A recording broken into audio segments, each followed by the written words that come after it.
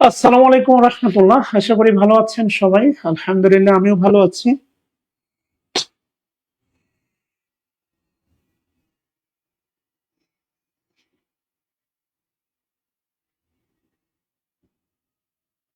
একত্রিশে মে এটাই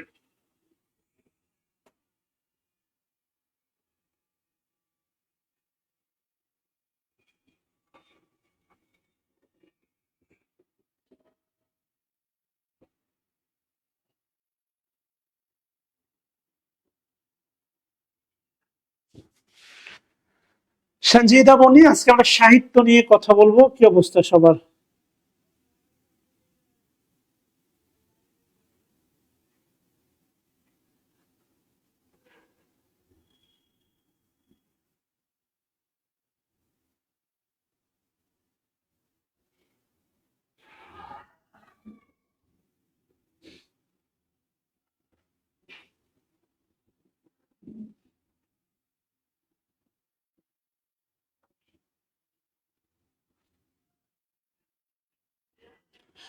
আচ্ছা, থ্যাংক ইউ। সবাইকে শোনা যাচ্ছে? একটু জানাবেন প্লিজ। ফাইনালি আমরা সাহিত্য নিয়ে কথা বলতে শুরু করছি আবার, হ্যাঁ। So finally we are now talking about literature. আজকে আমরা সাহিত্য নিয়ে কথা বলবো, অনেক গল্প শুনবো, গান শুনবো, অনেক কিছু হবে আর কি, হ্যাঁ। প্রথমেই বলে রাখি, সেটা হচ্ছে যদি একটা সত্যি কথা বলি, সেটা হচ্ছে যে সাহিত্যিকদের আসলে কোনো রাজনৈতিক পরিচয় থাকা উচিত না। যেমন আগে ক্লাসিতে গিয়ে ধরেন এটা বলে রাখতাম ক্লাসে, কিছু কথা আওয়ামী লীগের পক্ষে বিপক্ষে যেতেই পারে। সো এখানে বিভিন্ন মতাদর্শের আছেন। সো ডেফিনেটলি আওয়ামী লীগ বলেন, বিএনপি বলেন, বা আরো রাজনৈতিক দল আছে, পক্ষে বিপক্ষে কথা হতেই পারে। সাহিত্য সবার ঊর্ধ্বে। Literature is the mirror of the society. যদি আপনাদের মধ্যে কেউ ইংলিশে থাকেন, আপনাকে প্রথম প্রশ্ন করা হবে, যদি আপনি অ্যাডমিন ক্যাডার দেন, যে আপনি ইংলিশে পড়ে কেন হচ্ছে আপনি, বা ইংলিশটাকে দিয়ে আপনি কিভাবে অ্যাডমিন প্রশাসন চালাবেন। সো আপনি সাহিত্যের চোখ দিয়ে সমাজ দর্পণ দেখবেন, অর্থাৎ মিরর অফ দ্য সোসাইটি। সাহিত্য চোখ দিয়ে সমাজের সমস্যাগুলো দেখবেন, আর এটাকে হচ্ছে অ্যাডমিন মানে প্রশাসনের ক্ষমতা দিয়ে বা প্রশাসনিক ক্ষমতা দিয়ে এটা হচ্ছে আপনি সলিউশন করবেন। সহজ বক্তব্য এটা আর কি, হ্যাঁ। সো সেই সাহিত্য নিয়ে আলটিমেটলি আপনাদের সাথে কথা বলতে শুরু করলাম, আলহামদুলিল্লাহ। এভাবে এখন থেকে ক্লাস চলবে, অর্থাৎ আপনার একটা বা দুইটা হচ্ছে গ্রামার ক্লাস, সরি, একটা করে বা দুইটা রিটেন ক্লাস, আর 6 দিনের মধ্যে 4 দিন হবে প্রিলি। সাহিত্য কিন্তু প্রিলিরই অংশ, মাইন্ড ইট। দ্বিতীয় বিষয় হচ্ছে, আমি আপনাদেরকে আজকে একটা ক্লাস আপলোড দিব, যেটা আমি লাইভে নিয়েছিলাম, অর্থাৎ সাহিত্যের প্রশ্ন আলোচনা বা পর্যালোচনা। এখন বাস্তবতা হচ্ছে যে 41 বা 44তম বিসিএস এ শেক্সপিয়ার নিয়ে সর্বোচ্চ প্রশ্ন ছিল 4টা। তো আমি অতীতের পর্যালোচনায় আপনাকে বলতে পারি, সেটা হচ্ছে আপনি যদি 7 পেতে চান, মানে ইউর টার্গেট ইজ 7, যদি আপনার টার্গেট 7 হয়, তাহলে আমি বলবো আপনি বেশি না 3টা যুগ পড়বেন। আপনার টার্গেট যদি 7 হয়, আপনি 7-8-এর মধ্যে নিজেকে হ্যাপি রাখতে চান বা উইদিন হ্যাপি ইয়োর সেলফ, তাহলে আমি আপনাকে বলবো আপনি 3টা যুগ পড়বেন। তার মধ্যে একটা হচ্ছে আপনার এই যে রেনেসা পিরিয়ড, একটা পড়বেন আপনি হচ্ছে রেনেসা পিরিয়ড, আরেকটা পড়বেন হচ্ছে আপনি রোমান্টিক পিরিয়ড, আরেকটা পড়বেন আপনি হচ্ছে post modern period with literary tram. এই 3টা যুগ পড়লে আপনি 7 পাবেন, 8 পাবেন, এই গ্যারান্টি আমি আপনাকে দিতে পারি। অতীতের আলোচনা থেকে আপনাকে বলতে পারি। কথা শুনতে হবে, no need to write down, লেখার কিছু নেই, শুধু গল্প শোনেন। সাহিত্য, এটাকে অনেক কঠিন ভাবার দরকার নাই, আবার এটাকে পিএইচডি লেভেলের জ্ঞানও দরকার নাই। আল্লাহ দোহাই, সমস্ত তথ্য আমি জানি তা না। একটু দয়া করে কেউ বলবেন যে এখানে ইংলিশ ডিসিপ্লিনের কেউ আছেন? ইংলিশ ডিসিপ্লিনেও যে হচ্ছে আপনার কি বলে শেক্সপিয়ারের সমস্ত নাটক পড়ানো হয় তা কিন্তু নাই। তো এই কারণে সবকিছু আপনি জানবেন বা সবকিছু আমি জানবো এমনটা না। ইতিহাস যত পড়বেন তত জানবেন। আবারও বলতেছি, লিটারেচার ইকুয়াল হচ্ছে আপনার জি কে। এটাকে আর অন্য কোনো কিছু ভাবার দরকার না। হ্যাঁ, তবে কিছু তথ্য দিয়ে হয়তো বা আমি আপনাকে এটা মুখস্থ করতে সহায়তা করতে পারি, বাট লিটারেচার ইকুয়াল জি কে। এটাকে জি কে ভাবলেই খুশি হব, এটা প্রথম কথা। দ্বিতীয় যে বিষয়টা হচ্ছে, ঠান্ডা মাথায় খেয়াল করে দেখেন,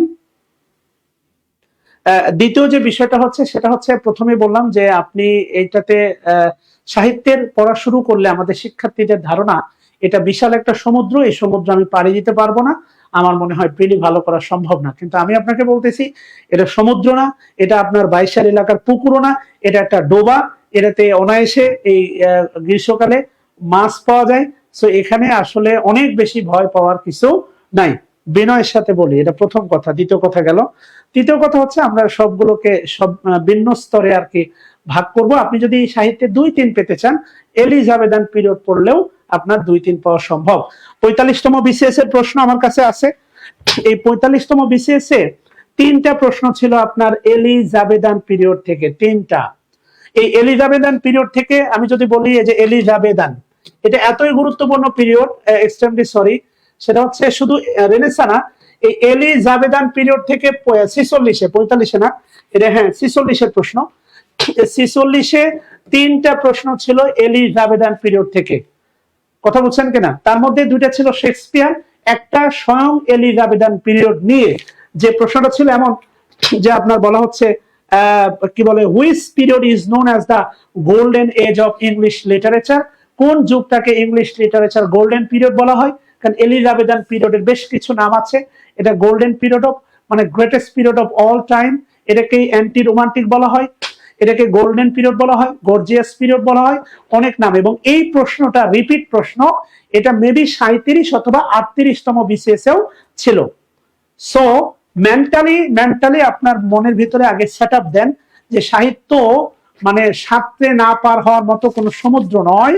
সাহিত্যটা হচ্ছে এলাকার ডোবার মতো, নালার মতো, এটা অনায়াসে পার করা সম্ভব। এই মেন্টালিটি যদি গ্রো করতে পারেন আপনাকে শেখানো সম্ভব হবে, না হলে কঠিন হবে। আসসালামু আলাইকুম। হ্যালো, ওয়ালাইকুম আসসালাম। জি জি, কি বিষয়ে?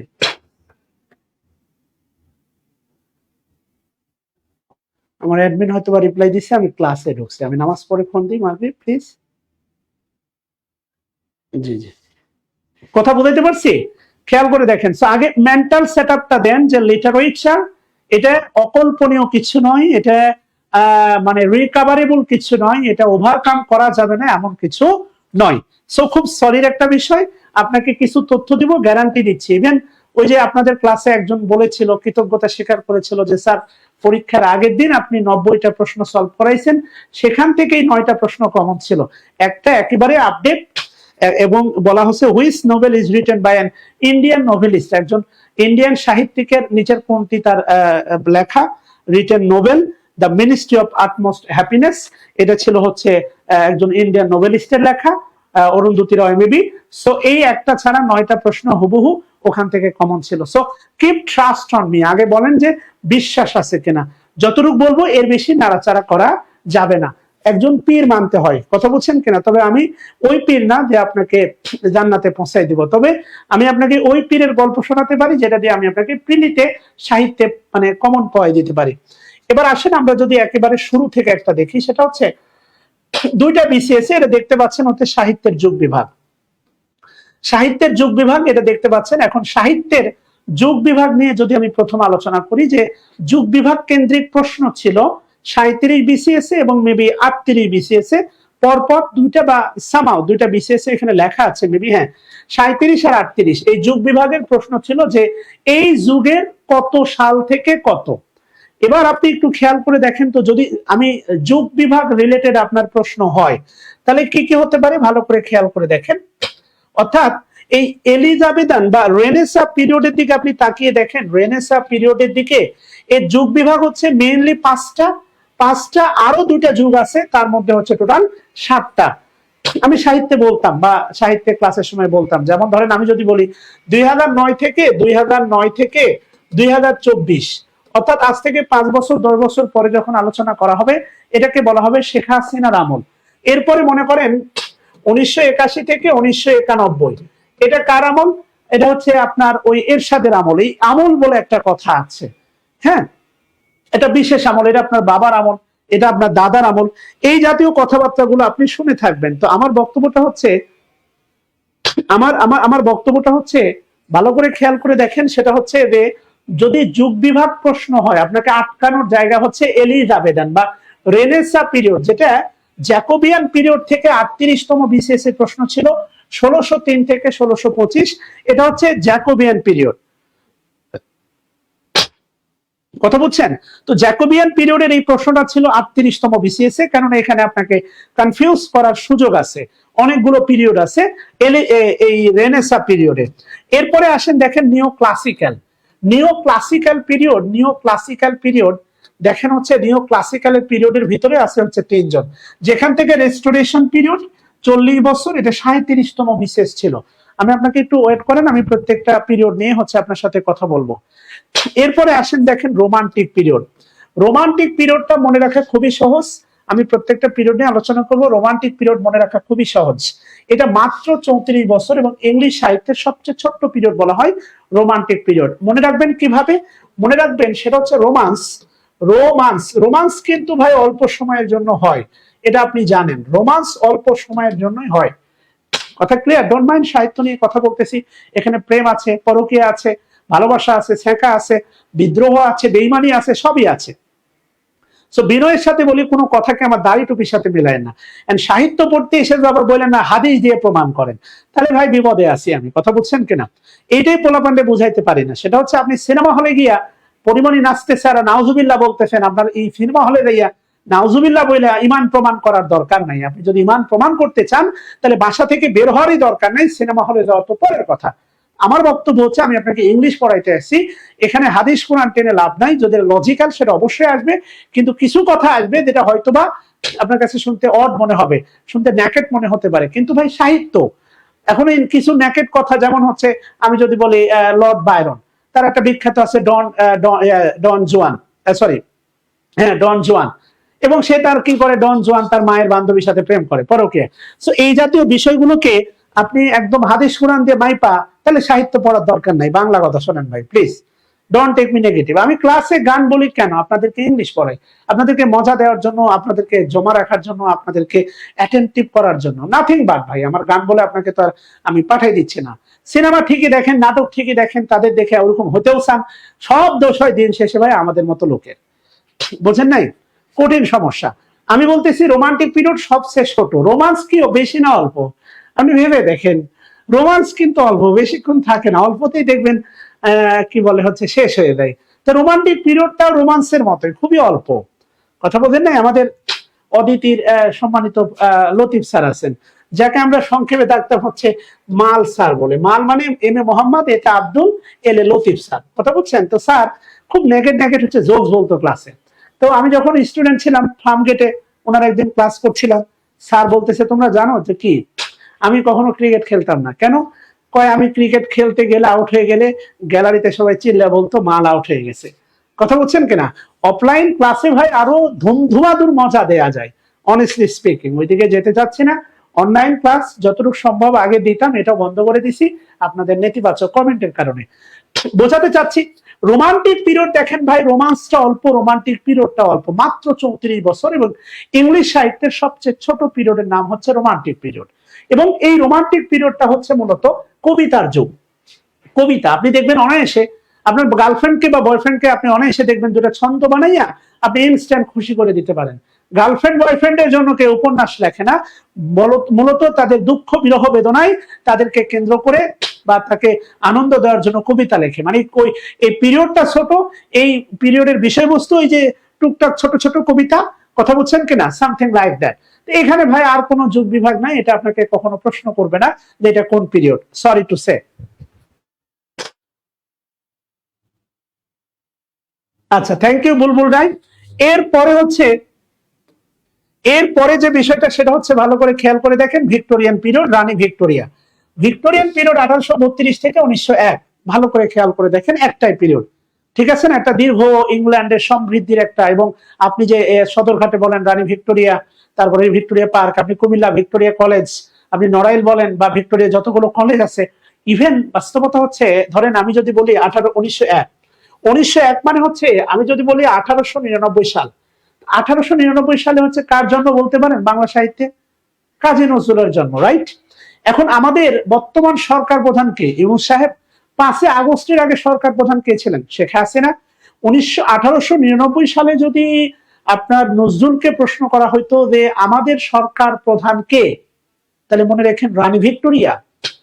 এবং এনাদের অনেক অবদান আছে আমাদের শিক্ষা প্রসারে। ইভেন হচ্ছে আপনি দেখবেন ব্রিটিশ আমল যেটা বলে, অর্থাৎ 1850-এর পর থেকে বাংলাদেশে স্থাপিত যত স্কুল, কলেজ, মেডিকেল, বিশ্ববিদ্যালয় সবগুলো মনে রাখবেন ব্রিটিশদের আমল। Even Dhaka college, Rajshahi college প্রতিষ্ঠিত মেবি 1859 সালে। ইভেন তাদের যে রেল, মানে আপনি কল্পনা করতে পারেন না, হ্যাঁ তারা তাদের পণ্য বা এগুলো থেকে মানে লুটতারাজ করার জন্য ক্ষমতা দেখায়, এগুলো থেকে তাদের মাল বন্দরে নিয়ে তাদের দেশে নেওয়ার জন্য রেল লাইন বানাইছে, কিন্তু এই রেল লাইনকে আমরা এখন সুবিধা নিচ্ছি না, বাস্তবতা। এই কারণে বলতেছি, যদি 1899 সালে কাজী নজরুলকে প্রশ্ন করা হতো আপনার সরকার প্রধানকে, উনি বলতেন রানী ভিক্টোরিয়া। সো এদের অবদান আছে ভাই। ইভেন আপনি বর্তমানে এই যে পুলিশ, ডোন্ট মাইন্ড, পুলিশ হচ্ছে আসলে পরাধীন কেন, বা পুলিশ হচ্ছে মানুষের উপর গুলি ছুড়ে কেন? ব্রিটিশদের করে যাওয়া যে আইন, সে আইনে এভাবেই দেখানো হয়েছে যে প্রশাসন, ইভেন অ্যাডমিন ক্যাডারে দেখবেন বলা হয় ডিসি, ডিসির পরে একটা জেলার ডিসির পরে বলা হয় এনডিসি। এনডিসি মানে নাজারার ডেপুটি কমিশনার, ডিসি মানে ডেপুটি কমিশনার। সেটা এই বাংলাটাকে শাসন করার জন্য তারা যেই স্ট্রাকচার দিয়ে গেছে, তাদের আইন আমাদের আইন সেম। আমাদের অসংখ্য স্টুডেন্ট যারা বার অ্যাট ল, ব্যারিস্টারে পড়তে গিয়ে ওই দেশে আইন প্র্যাকটিস করতে পারে। কেন? যেমন কোন ডাক্তার দেখবেন এই দেশ থেকে অন্য দেশে গেলে, কারণ এই দেশের একটা মানে ধরেন জিনেম নেম নাকি যেন বলে সায়েন্সের ভাষায়, ওষুধের যে কিছু মূল নাম থাকে, যেমন নাপা, এটার মূল হচ্ছে নেম হচ্ছে প্যারাসিটামল। সো কিছু ওষুধের ভ্যারিয়েশন আছে, তারা ফেস অন ট্রাবল, তারপরেও কোনো সমস্যা না, যায়, আমাদের ডাক্তাররা বাইরে যায়, সেটা সমস্যা না। কিন্তু বাংলাদেশের আইনের সাথে ইংল্যান্ডের আইনের কোনো পার্থক্য নাই। পুলিশকে এইভাবেই তৈরি করছে, তাদের যে প্যানেল কোড বলেন বা পুলিশের সিআরপি বলেন, এভাবেই তৈরি করা হয়েছে যে এরা শাসক গোষ্ঠীর তাবেদার। এবার যদি বর্তমান সরকার এসে হচ্ছে এই ব্যাপারে একটা স্বচ্ছ পদক্ষেপ নেয় যে পুলিশ হবে, পুলিশ হচ্ছে জন কমিশন ভিত্তিক তৈরি করা হবে, জনগণের সেবামূলক পুলিশ হবে। কেননা এতদিন কোন সরকারি পুলিশকে তার ব্যক্তি স্বার্থে ইউজ করার জন্য এই সিআরপি চেঞ্জ করতে পারে নাই। এই প্যানেল কোড বলেন, আরো আইনে যে ভাষায় যেটা বলে, এগুলো পরিবর্তন করতে পারে নাই। বাস্তবতা ওই সময় থেকেই শুরু, কারণ ওই সময়ে এই পুলিশ বাহিনী ব্রিটিশদের রক্ষা করছে। এই ধারাতেই আমাদের পলিটিক্যাল রাজনৈতিক দলগুলো, কোন দলই ক্ষমতায় এসে টিকে থাকার জন্য, তার ক্ষমতা স্থিরস্থায়ী করার জন্য, সেটা আওয়ামী লীগ বলেন, বিএনপি বলেন। ভাই আপনি বিএনপি আওয়ামী লীগকে খারাপ বলবেন, বিএনপি কি তুলসী পাতা? বা বিএনপি কে খারাপ বলবেন, আওয়ামী লীগ কি তুলসী পাতা? 1981 থেকে 91 এই 10 বছর শাসন করলো এরশাদ, যার একমাত্র শাস্তি, কারণ উনি মার্শাল ল জারি করে শাসন করছেন, সেনা শাসন, স্বাধীন একটা দেশে, যার একমাত্র শাস্তি হচ্ছে আপনার কি? মৃত্যুদণ্ড। কিন্তু এরশাদ সাহেব কি করতেন? বারবার জোট পাল্টাইতেন, একবার বিএনপি, এরপরে 96 আওয়ামী লীগ, আবার 2001 বিএনপি, এরপরে আবার দেখলেন আওয়ামী লীগ আসবে, আওয়ামী লীগের সাথে। অর্থাৎ উনি সবসময় ক্ষমতাসীন গভর্নমেন্টের সাথে থাকতেন। আওয়ামী লীগ এবং বিএনপি উভয় দলই তাকে ইউজ করছে ক্ষমতা আসার হাতিয়ার হিসাবে, তার জন্য ন্যায় বিচার করে নাই, তাহলে এর সাথে এতদিনকে ফাঁসি হয়ে যাইতো। সো এই কারণে আসলে বাংলাদেশের পলিটিক্স নিয়ে আমার খুব বেশি প্রত্যাশা নাই। সো বেটার লিভ হোয়াট এভার। হ্যাঁ, generic name, thank you, Mohammad Sabil Ahmed. Okay, Sakibul Hasan Sajib, Jibanananda Das. আমি আপনাকে যে বিষয়টা বোঝাতে চাচ্ছি ভালো করে খেয়াল করে দেখেন। ভিক্টোরিয়ান রানী ভিক্টোরিয়া কিন্তু হচ্ছে আমাদের সরকার ছিলেন এক সময়, অর্থাৎ ওই আমলে আমাদের সরকার প্রধান ছিলেন। এরপরে যে পিরিয়ডটা আসলো সেটা হচ্ছে modern period, post modern period. এর ভিতরে দুটো ভাগ আছে, একটা হচ্ছে 1901 থেকে 1939, আর এই 1939 থেকে হচ্ছে আপনার প্রেজেন্ট, এই সময়টাকে বলা হচ্ছে আপনার পোস্ট মডার্ন পিরিয়ড। অর্থাৎ আমরা এখন এই পিরিয়ডে অবস্থান করতেছি, পোস্ট মডার্ন পিরিয়ড, 1939 থেকে প্রেজেন্ট। আমি আপনাকে বোঝানোর চেষ্টা করতেছি, সেটা হচ্ছে আমার প্রথম যে বক্তব্যটা আপনার কাছে, সেটা হলো বক্তব্যটা এই যে আপনাকে আসলে কোন পিরিয়ডটা বেশি গুরুত্ব দিতে হবে, এইটা বোঝানোর জন্য আমি এতগুলো কথা বললাম। প্রত্যেকটা পিরিয়ড নিয়েই বিস্তারিত আলোচনা করব। পোস্ট মডার্নের ভিতরে কারা কারা আছে, তারা কারা, এদের কাজ কি, এই প্রত্যেকটা বিষয় নিয়ে আমরা বিস্তারিত আলোচনা করব। এবার আসেন দেখেন, ইংলিশ সাহিত্যে বাংলা সাহিত্যের যুগ বিভাগ কয়টা? 3টা, প্রাচীন যুগ, মধ্যযুগ, আধুনিক যুগ, রাইট? ইংলিশ সাহিত্যে আমরা এখন আছি রেনেসাঁ পিরিয়ড, এর আগে আছে হচ্ছে মিডল ইংলিশ পিরিয়ড, এর আগে আছে হচ্ছে ওল্ড ইংলিশ পিরিয়ড। এবং বাস্তবতা হচ্ছে আমাদের বিসিএস সিলেবাসে বলে দেওয়া আছে রেনেসাঁ পিরিয়ড থেকে হচ্ছে post modern period, middle English period, old English period, এগুলো আমাদের সিলেবাসে নাই। এবং গত বিসিএস এর প্রশ্নগুলো আপনি দেখেন, এগুলো থেকে ভুল করে কোনো প্রশ্ন হয় নাই, সে এগুলো পড়ার দরকার নাই। বাংলা সাহিত্যের প্রাচীন যুগের আদি নিদর্শন কি? চর্যাপদ। মধ্যযুগের আদি নিদর্শন কি বলেন? শ্রীকৃষ্ণ কীর্তন, ঠিক কিনা? এগুলো ভাই একসময় মনে করেন এত পড়া পড়ছি বলা বাহুল্য, চর্চা চর্চবে নিশ্চয়, তাই না? মানে অনেক পড়া পড়ছি। যাই হোক, ওইদিকে যেতে চাচ্ছি না। যে বিষয়টা আমি আপনাকে বোঝাতে চাচ্ছি, দেখেন রেনেসা পিরিয়ড, একটু কমেন্ট করবেন, সেটা হচ্ছে 1500 থেকে 1660, অর্থাৎ টোটাল কত বছর? 150 বছর রেনেসা পিরিয়ড। হ্যাঁ, জেনারিক নেম 1500 থেকে 1660। একটু কমেন্ট করবেন। ক্লাসে থাকলে যেটা করতাম সেটা হচ্ছে আপনাকে কোরাস করে বলাইতাম, মুখ দিয়ে জোরে জোরে বলাইতাম, স্পোকেন ক্লাসের মতো। যেহেতু আমি আপনার ক্লাসে নাই, ক্লাসে থাকার সুযোগ নাই, এই কারণে অনলাইন। আপনারা চাইলে হচ্ছে আমরা, যেহেতু আমাদের স্টুডেন্ট হচ্ছে কম, আমরা লিটারেচার ক্লাসটা জুমে করতে পারি। ইফ ইউ ওয়ান্ট, আমাদের স্টুডেন্ট মাত্র 28-30 জন, এটা রেকর্ড করে ছেড়ে দিব। হয়তোবা রেজুলেশন এত হাই আসবে না, but if you want to speak, আপনি যদি আমার সাথে কথা বলতে চান, then we can continue our class with Zoom, through Zoom. আমরা জুমের মাধ্যমে ক্লাসগুলো নিতে পারি, কেমন? আচ্ছা, 1500 থেকে দেখেন 1600 কত? 60। এই 160 বছর হচ্ছে আপনার রেনেসা পিরিয়ড। সহজ কথা, রেনেসা মানে পুনর্জন্ম, পুনর্জাগরণ, আরো অনেকগুলো অর্থসত্ত্ব আছে, আমরা সবগুলো দেখব। এই রেনেসা পিরিয়ডের মধ্যে টোটাল পিরিয়ড আছে, দেখেন আমরা এটাকে ভাগ করছি 5 ভাগে, সাহিত্যিকরা ভাগ করছে 5 ভাগে। তার মধ্যে একটা হচ্ছে দেখেন প্রিপারেশন ফর রেনেসা।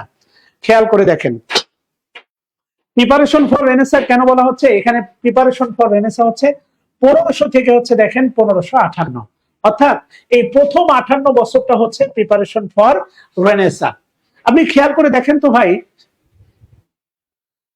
আচ্ছা তামিম, সমস্যা নাই, আপনি একটু খেয়াল করে দেখেন তো ভাই, সেটা হচ্ছে একটু ভালো করে খেয়াল করে দেখেন, আমাকে একটু জানাবেন। সেটা হলো 47 থেকে 1947 থেকে 1971, এই টোটাল যে সময়কাল, এটা প্রায় হচ্ছে আপনার কত বছর হবে? 25 বা 24 বছর।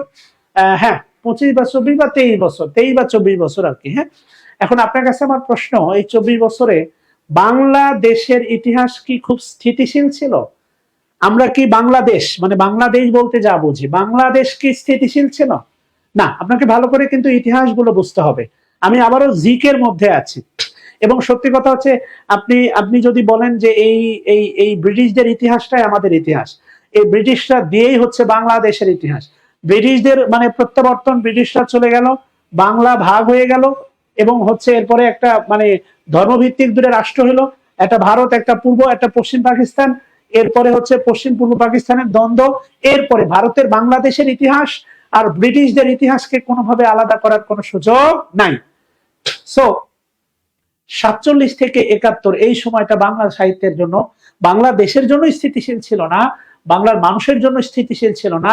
একের পর এক মার্শাল ল, বিভিন্ন দাবি দেওয়া, আন্দোলন, যুক্তফ্রন্ট নির্বাচন, ক্ষমতা হস্তান্তর না করা, 66 সৈয়দপুর, 69 গণঅভ্যুত্থান বলেন, 70 মুক্তিযোদ্ধা, ক্ষমতা আবারও হস্তান্তর না করার ষড়যন্ত্র, এবং ফাইনালি শায়েস্তা করার জন্য আমাদের উপর তো হাজারো বৈষম্য, 71 মুক্তিযোদ্ধা।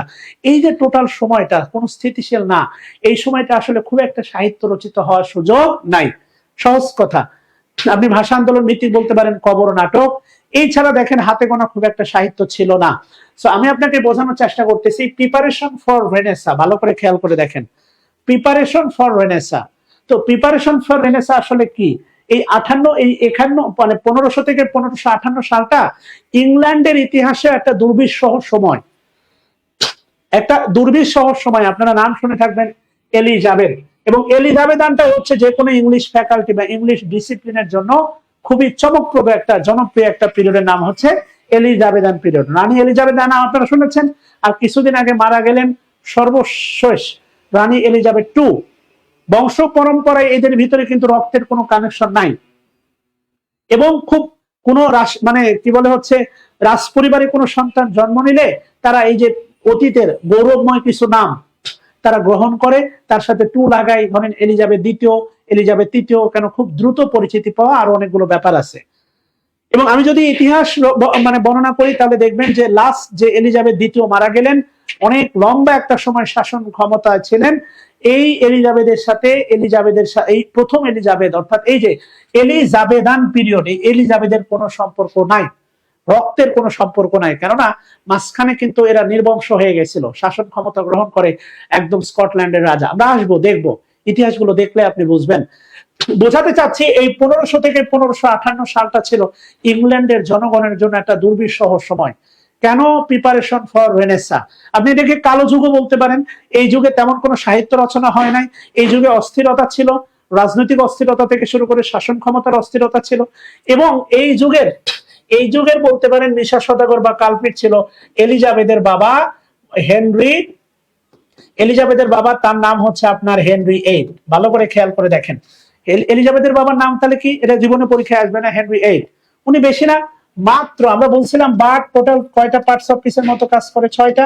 উনি বেশি না 6টা বিয়ে করছিলেন, কথা কি বুঝছেন কিনা। এবং ওনার দ্বিতীয় মানে স্ত্রীর ঘরের সন্তানই হচ্ছে রানী এলিজাবেথ, যার মাকে হচ্ছে পরকীয়ার সন্দেহে শিরচ্ছেদ করা হয়। এই জন্য রানী এলিজাবেথ কুমারী ছিলেন, উনি কখনোই বিয়ে করেন নাই। এই তার মায়ের বিয়ের বিভৎস পরিণতি দেখে তাকে কখনোই মানুষ দেখবেন। আপনি যদি নজরুলকে বলেন, হে নজরুল তুমি দরিদ্র নিয়ে হাজার হাজার কবিতা লিখে দেখাও, অনায়াসে উনি হাজার হাজার কবিতা লিখতে পারবে। আপনি যদি সুকান্তকে বলেন, হে সুকান্ত তুমি হাজার হাজার কবিতা দরিদ্র নিয়ে লেখো, তার দ্বারাও হাজার হাজার কবিতা বের হওয়া সম্ভব। কিন্তু আপনি রবীন্দ্রনাথকে বলেন তো, রবীন্দ্রনাথ কি দরিদ্রতার ছোঁয়া পেয়েছে? না, ওনার কবিতা দরিদ্রতা নিয়ে হইলেও দেখবেন খুব একটা টাচ করবে না। কারণ উনি মানে আমাদের বর্তমান সময়ে আধুনিক সমাজে দেখবেন হচ্ছে অনেকের কালচার আছে কি জানেন, ঘুম থেকে 12টার সময় ওঠা, এবং 12টার সময় উঠে দেখবেন নাস্তা করে না, এই ধরেন দুপুরে একটু হালকা খেয়ে নিল। অর্থাৎ ঘরে খাবার আছে, আপনার অভ্যাসের কারণে আপনি খাচ্ছেন না, আর ঘরে খাবার নাই ক্ষুধার কারণে আপনি খাচ্ছেন না। এই দুটার কিন্তু ভিতরে বহুত পার্থক্য আছে। সে এখন অনেকগুলো গল্প আছে, আমরা এগুলো সবগুলো দেখবো ইনশাল্লাহ। অষ্টম হেনরি, হ্যাঁ অষ্টম হেনরি। এই অষ্টম হেনরি এ লোকটা একটা বিষয় মনে রাখবেন যে মানে জনগণ ক্ষমতার উৎস, এটা গণতান্ত্রিক সংজ্ঞা। জনগণের ক্ষমতার মালিক, এটা গণতান্ত্রিক সংজ্ঞা। আর রাষ্ট্র ব্যবস্থায় যারা থাকবে এরা জনগণের নিয়োগকৃত কর্মচারী কর্মকর্তা, এর বেশি কিছু না। কিন্তু বাংলাদেশের শাসন ক্ষমতায় ব্রিটিশ থেকে শুরু করে যারাই আসছে, অর্থাৎ 1757 পরে পলাশীর যুদ্ধে বাংলার সুলতানকে পরাজিত করার পরে 1700 থেকে 57 সালে যারাই আসছে তারাই শোষণ করছে। বঙ্গবন্ধু ক্ষমতা গ্রহণের পরে চাইছে বাকশাল, ইতিবাচক নেতিবাচক কথা থাকতেই পারে। 75 পর থেকে একের পর এক সেনা শাসন, সেনা শাসন, সেনা শাসন। ইভেন 91 এর পরে যখন হচ্ছে আপনার 95 এর নির্বাচনের সময় বিএনপিও তত্ত্বাবধায়ক উঠাই দিয়েছিল। আওয়ামী লীগ আবার এই জামাতকে সাথে নিয়ে হচ্ছে আওয়ামী লীগ আবার আন্দোলন করে তত্ত্বাবধায়ক ফিরায় নিয়ে আসে। এরপরে নির্বাচনে যায় আওয়ামী লীগের সাথে, পরবর্তী 2001 সালে হচ্ছে জোট বাঁধে আবার জামাত বিএনপির সাথে, দিয়ে তত্ত্বাবধায়কের মাধ্যমে নির্বাচন হয়ে ফিরে আসে। এরপরে আবার বিএনপি যখন 6 সালে নির্বাচন থেকে ক্ষমতায় ছাড়ে, তারা তত্ত্বাবধায়কের প্রধান বানায় তৎকালীন রাষ্ট্রপতি তাদেরই ইয়াজউদ্দিন আহমেদ। তারাও চেয়েছিল তাদের ক্ষমতা এক্সটেন্ড করতে, আওয়ামী লীগ মানে না। এরপরে ফখরুদ্দিন আসলো, সেনা শাসন 2 বছরে বিএনপি কে একদম ঝাঁঝরা করে ফেললো। এরপরে ভাবলো কার হাতে মানে ক্ষমতা হস্তান্তর করা সেফ, আওয়ামী লীগের হাতে দিয়ে চলে গেল। বাকি ইতিহাস আপনারা জানেন। আমি হচ্ছে ওই জেনারেশনের লোক। অর্থাৎ বিএনপির আমলটা আমার খুব ভালো করে দেখা, এটাতে দুধে দেওয়া তুলসী পাতা তা নয়। আমি দেখছি যে সারের ভোগান্তি কি পরিমাণ ছিল, আমি দেখছি বিদ্যুৎ খাতকে তারেক যে কিভাবে ধ্বংস করে গেছে। এগুলো বাস্তবতা ভাই, এগুলো চোখে দেখা, কথা বোঝেন নাই। তাহলে আমি আপনাকে বোঝাতে চাচ্ছি যে স্বৈরাচারী মানে সারি ব্যবস্থাটা কখনোই একটা দেশের জন্য কোনো ভালো কিছু বয়ে আনে না। এবং এই হেনরি এইট বলতে পারেন স্বৈরাচার, একটা অটোক্র্যাট বা ডিকটেটর। এবং যেই ক্ষমতা, যেই শাসক ক্ষমতা লোভী, যেই শাসক পুরুষ হলে নারী লোভী, এই শাসক দ্বারা কখনোই জনগণের উপকার পাওয়া সম্ভব না। হেনরি এইটটা তাই দুর্বিষহ একটা সময় ছিল। এবং এই হেনরি এইটের একটা, এখন বর্তমানে আমরা কোথায় কথা বলি বা প্রতিবাদ করি? ফেসবুকে, রাইট? ফেসবুকের মাধ্যমে আমরা হচ্ছে যে কোনো বিষয়ে প্রতিবাদ জানাই।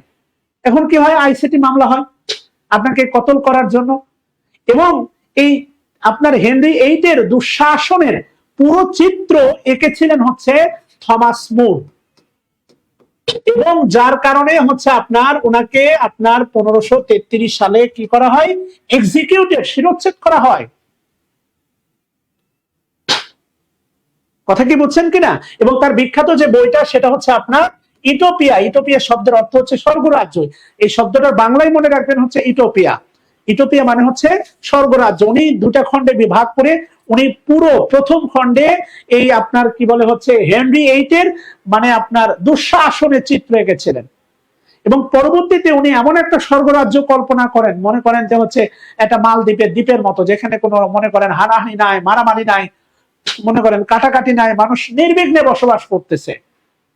কথা কি বুঝছেন? ইউটোপিয়া। সো আইসিটি মামলার ধারণাটা আজকে প্রথম নয়, এবং প্রত্যেকটা শাসক গোষ্ঠী তাদের বিরুদ্ধে সোচ্চার কণ্ঠে যারাই আওয়াজ তুলে তাদেরকে বিভিন্ন ভাবে হচ্ছে কি অবরুদ্ধ করার চেষ্টা করে, সেটা কতল করে হোক, জেলে বন্দি করে হোক, আর আইসিটি মামলা দিয়ে জেলে ভরে হোক। এটা আজকে প্রথম না। এবার আপনি কি জানেন আজকে যে সিজার করা হয়, সিজার করার কারণে মায়েরা বেঁচে যায়, এটা ব্রিটিশদের আমলে সেই 1500 সালেও এই সিজার প্রথাটা ছিল। হয়তোবা তখন মাকে বাঁচানো যেত না, নবজাতককে বাঁচানো যেত। This is not very new. এটা আমাদের কাছে নতুন মনে হলেও ব্রিটিশদের আমলে এই তাদের মানে শাসনভার ক্ষমতায় থাকাকালীন ইংল্যান্ডে সিজারিয়ানটা ছিল, সেক্ষেত্রে মাকে বাঁচানো যেত না। আমার কথা কি বুঝতেছেন আপনারা? ভালো করে খেয়াল করে দেখেন, ইতিহাসগুলো জানেন আপনারা, দেখবেন আমি কথা দিচ্ছি আপনি 8 থেকে 12 পাবেন। আমার উপর বিশ্বাস রাখেন। পরীক্ষা দিয়ে আসার পরে আমাকে গালি দিয়েন যে আপনার কথা শুনে খুব ধরাশয়ী হয়ে গেছি। আর যদি কমন পেয়ে যান, এসে একটা ধন্যবাদ দিয়ে যান। কথা বুঝাইতে পারছি? সো এই 1500 সালটা ছিল ইংল্যান্ডের জনগণের জন্য একটা মানে 1500 থেকে 1558, এটা ছিল ইংল্যান্ডের জনগণের জন্য একটা দুর্বিষহময় সময়। এই কারণে ওই যে বললাম যে আপনার সাহিত্য রচনা করতে হলে তো স্থিতিশীলতা দরকার। দেশ স্থিতিশীল না, আপনি সাহিত্য দিয়ে কি করবেন? পেটে ভাত নাই, সাহিত্য পড়ে কি হবে? সহজ কথা। এবং আপনি খেয়াল করেন 1971 এর পরে কিন্তু বাংলা সাহিত্যে সমৃদ্ধ ভরপুর ভরে গেছে। সেটা আপনি মুক্তিযোদ্ধা ভিত্তিকই বলেন আর অন্যান্য সাহিত্য দিয়ে বলেন, আমাদের হুমায়ুন আহমেদই বলেন আর যাই বলেন না কেন। বাট 1970 আগে, আপনার 1947 এই সময়টা 24 বছর দেখেন বাংলা সাহিত্যে উল্লেখযোগ্য কোনো সাহিত্য রচিত হয়নি। কন্টেম্পোরারি ইস্যুতে হয়তো বা কিছু সাহিত্য রচিত হয়েছে, এই ছাড়া। কথা বুঝাইতে পারছি? প্রথম কথা। দ্বিতীয় যে বিষয়টা আপনি একটু ভালো করে খেয়াল করে দেখেন, এরপরে হচ্ছে আপনার এলিজাবেথান পিরিয়ড। এই 58 বছরে 1500 থেকে 1558, মূলত 1507 বা 1508 এই সময় ক্ষমতায় বসেন হেনরি VIII। তার আগে ক্ষমতায় ছিলেন হেনরি VII, তার দাদা, এলিজাবেথের দাদা। এবং এই বংশের নাম হচ্ছে আপনার টিউডর বংশ, যেটা প্রতিষ্ঠিত হচ্ছে আপনার 1586 সালে। এই টিউডর বংশের মানে আপনার ছিলেন হেনরি VII, এলিজাবেথের দাদা, আর হেনরি VIII হচ্ছে এলিজাবেথের বাবা। নাম্বার 1 লম্পট, শয়তান, বদমাস, গাঁজাখুর, হিরোইনখুর, এক কথায় বলতে পারেন মাগিবাজ, বাংলা স্টাইলে বলতেছি, সরি টু সে। 6টা বিয়ে করছে, আপনি কল্পনা করতে পারেন? অন্যভাবে নেন না প্লিজ। তাহলে মানুষ কি মনে করেন শান্তিতে থাকতে পারে? তার মৃত্যুর পরে তার ছোট সন্তান এডওয়ার্ড VI ক্ষমতায় বসছিলেন 1949 সালে। 51 সালে মৃত্যুর পরে ক্ষমতায় বসেন এলিজাবেথের বড় বোন কুইন মেরি, যাকে বলা হয় ব্লাডি মেরি। কথা বুঝতেছেন কিনা? এবং উনি এখানে এই বিষয়টাতে হচ্ছে দেখেন দ্বন্দ্বের বিষয়টা আমাদের মানে এই যে মুসলিমদের মধ্যে দেখবেন শিয়া সুন্নির একটা কিন্তু প্রকারভেদ আছে। বাংলাদেশে দেখবেন প্রধান দুটো বড় রাজনৈতিক দল, একটা চরমনাই আর একটা জামাত ইসলামী, এদের ভিতরে দেখবেন যে কখনোই হচ্ছে আকীদাগত কারণে এরা নামাজ পড়ে একদিকে, আল্লাহকে মানে এক, আল্লাহ রাসূলকে মানে, কোরআন মানে, কিন্তু কিছু বিষয়ের ভিতরের কারণে দেখবেন এরা এক হইতে পারে না। এবং এই 1500 থেকে 1558 সালে আরেকটা বড় ফেতনা ছিল হচ্ছে ধর্মভিত্তিক ফেতনা। জনগণকে কেন আলাদা করে রাখছে? বাংলাদেশের প্রেক্ষাপটে উন্নয়ন হওয়া কঠিন হবে কেন জানেন? বাংলাদেশ ডিভাইডেড হয়ে আছে। বাংলাদেশের ওই ইসলামী দল বাদ দেন, কারণ বাংলাদেশের বেশিরভাগ মুসলিম ইসলামিক না। ইসলামিক দল আগাবে কেমনে? আমি মুসলমান, আপনি মুসলমান, যদি মুসলমান হয়ে মুসলমান দলকে সাপোর্ট দেন, আমি আপনি বিভক্ত, একটা আওয়ামী লীগ, একটা বিএনপি, একটা শেখ পরিবার, একটা জিয়া পরিবার। আপনি মানেন আর না মানেন, এই দুই পরিবার হচ্ছে বাংলাদেশের উন্নয়নের একটা বিশাল ফেতনা। নিউট্রালি চিন্তা করেন প্লিজ। আমরা দলের বাইরে গিয়ে কিছু চিন্তা করতে পারি না। ওই ধরেন আওয়ামী লীগ পদ্মা সেতু মানে নির্মাণ করছে, this is the definitely this is the sign of development. কত টাকা পাচার করছে না করছে এই প্রশ্নে পরে যাচ্ছি, এটা আপনার ভালো লাগে না কারণ আপনি বিএনপি করেন, সহজ কথা। তামিম ইকবাল কথা বলতেছি, একটু ধৈর্য ধরো শোনা, সব বিষয়ে কথা বলবো। মানে আমরা দলের বাইরে চিন্তা করতে পারি না। এখন ধরেন যারা আওয়ামী লীগ আছে, ফেসবুক পোস্টের মাধ্যমে আপনি আওয়ামী লীগ চিনবেন কিভাবে? Don't mind. দেখবেন যে এরা হচ্ছে কি বলে হচ্ছে বর্তমান যে কোনো ঘটনা নিয়ে এটা দেখবেন ব্যাপক মনে করেন হচ্ছে উত্তাল, কিন্তু হত্যাকাণ্ড এবং টাকা পাচার নিয়ে দেখবেন এরা নিশ্চুপ। তা শেখ হাসিনা ক্ষমতায় নাই, আর বর্তমান ঘটে যাওয়া ঘটনা দেখবেন এরা খুবই সরব। এরা হচ্ছে আওয়ামী লীগ, সহজ কথা। মানেন আর না মানেন। So this the biggest factor in Bangladesh perspective for the development of the Bangladesh, Awami League and BNP. Number one. Number two যে বিষয়টা, সেটা হচ্ছে এই প্রিপারেশন ফর রেনেসাঁ পিরিয়ডের একটা বড় ফেতনা ছিল ধর্মভিত্তিক ফেতনা। যারা খ্রিস্টানদের ধর্মগুরুকে বলা হয় পোপ, আর পোপকে যারা মেনে চলে তাদের নাম হচ্ছে আপনার ক্যাথলিক। এরা ক্যাথলিক খ্রিস্টান। যেমন হচ্ছে দেখবেন ইউক্রেন, রাশিয়া বা আমেরিকা, আমেরিকানরা তাদের প্রধান ধর্ম কি? খ্রিস্টান। রাশিয়ানরাও কি? খ্রিস্টান। একটা আছে অর্থোডক্স, যেটা মৌলবাদ বলা হয়, গোড়া। কথা কি বুঝছেন কিনা? তাহলে খ্রিস্টান খ্রিস্টান মারামারি হতেছে ইউক্রেন, রাশিয়া আর হচ্ছে আমেরিকা। কেন ভ্লাদিমির বলা হয়? বলতেছি ক্যাথলিক হচ্ছে ক্যাথলিক। যারা ক্যাথলিক তারা কাকে অনুসরণ করে? পোপকে অনুসরণ করে। শিয়া সুন্নি বলে একটা কথা আছে দেখবেন মুসলিম বিশ্বে, সৌদি আর ইরানের মধ্যে, এবং এটা বিশাল ফেতনা। এই ফেতনার কারণে মুসলিম বিশ্ব এমন ভাবে বিভক্ত, শুধু সৌদি আর ইরান যদি এক হয়ে যায়, পুরো বিশ্ব, ইসলামী বিশ্ব আবার এক হয়ে যাবে, ইসলামী সালতানাত আবার চলে আসবে। আল্লাহ তাআলা, আল্লাহ রাসূলের ভবিষ্যৎবাণী হয়তো বা এক হবেন না, এদেরও কোনো চেষ্টা নাই, ওইদিকে যেতে চাচ্ছে না। যারা পোপকে অনুসরণ করতেন তারা হচ্ছে ক্যাথলিক। ইভেন বাইবেল বিকৃত হতে হতে হতে হতে হতে হতে এমন ভাবে বিকৃত হয়েছে, এই বাইবেলের এই যে পোপরা এই ধর্মগ্রন্থটাকে নিজের স্বার্থে সিদ্ধে কাজে লাগাইতো। এখন ধরেন আমি যদি বলি বাবুল রায় আসো, মাইন্ড করো না, বাবুল বিয়ে করছে, এখন মনে করেন আমি পোপ। বাবুল বিয়ে করার পরে আমি বিয়ে দিলাম, ওরা প্রকাশ্যে চুমা টুমা দেয়, আপনারা জানেন। এবার আমি বললাম বাবুল তোমার ওয়াইফ প্রথম রাত তোমার সাথে থাকবে না, আমার সাথে থাকবে, until I dislike for distress for her, তার প্রতি আমার বিশ্বাস না আসা পর্যন্ত সে আমার কাছে থাকবে। এটা কোনো নিয়ম হইতে পারে যে আমার বউ আমার কাছে থাকবে না? মানে এমন আরো অসংখ্য অসংলগ্নতা আছে যেটা আসলে মানানসই না। এবং এই সময় আপনি বলতে পারেন যে এই সময় হচ্ছে পোপরাও আরেকটা ডিক্টেটর, পোপরাও মনে করেন আরেকটা স্বৈরাচার, ধর্মটাকে কাজে লাগাইতো আর কি। হ্যাঁ, মারাত্মক ভাবে ধর্মটাকে কাজে লাগাইতো। এদের বিরুদ্ধে ছিলেন হেনরি এইট, এটাও সত্য। আবার ওই যে থমাস মুরও এদের বিরুদ্ধে ছিলেন, এটাও সত্য। কথা কি বুঝছেন কিনা? কিন্তু থমাস মুর যখন হেনরি এইটের দুঃশাসন নিয়ে কথা বললেন, তখন আবার ওনাকে কতল করা হইল।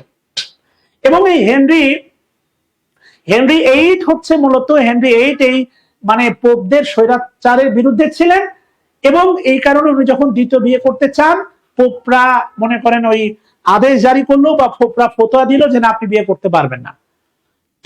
এর পরবর্তীতেই কি করলেন, উনি হচ্ছেন জার্মানির একজন মনে করেন ধর্মযাজক মার্টিন লুথার কিংকে নিয়ে আসলেন ইংল্যান্ডে, এবং এই পোপের বিরুদ্ধে লেলাই দিয়ে উনি আরেকটা নতুন জাতিগত ইয়ে তুললেন, তার নাম হচ্ছে প্রোটেস্টান্ট। অর্থাৎ যারা পোপের বিরুদ্ধে এরা হচ্ছে প্রোটেস্টান্ট। এবং এই গৃহযুদ্ধটা, এই সিভিল ওয়ারটা চললো আপনার যতদিন হেনরি এইট বেঁচে ছিল ততদিন। তাহলে সিভিল ওয়ার শুরু হলো কাদের মধ্যে? পোপের মধ্যে, মানে পোপের যে সমর্থক ক্যাথলিক এবং প্রোটেস্টান্ট। আপনি একটু সিভিল ওয়ারের কথা বাংলাদেশে চিন্তা করেন, নীরব সিভিল ওয়ার, কুল ওয়ার চলে বাংলাদেশ আওয়ামী লীগ বিএনপি। কারণ আপনি মানেন আর না মানেন, একটা সময় ছিল যে মাশরাফির 17 কোটি ভক্ত ছিল, এটা আপনি অস্বীকার করতে পারেন না। যে মাশরাফি আওয়ামী লীগের নমিনেশন নিয়ে এমপি হইল, তার ভক্ত হয়ে গেল মনে করেন 17 কোটির অর্ধেক, 8.5 কোটি। সিম্পল কথা কি বুঝতেছেন কিনা? 8.5 কোটি মানুষ তার সমর্থক কমে গেল। কেন? বিএনপির লোকজন তাকে আর পছন্দ করে না।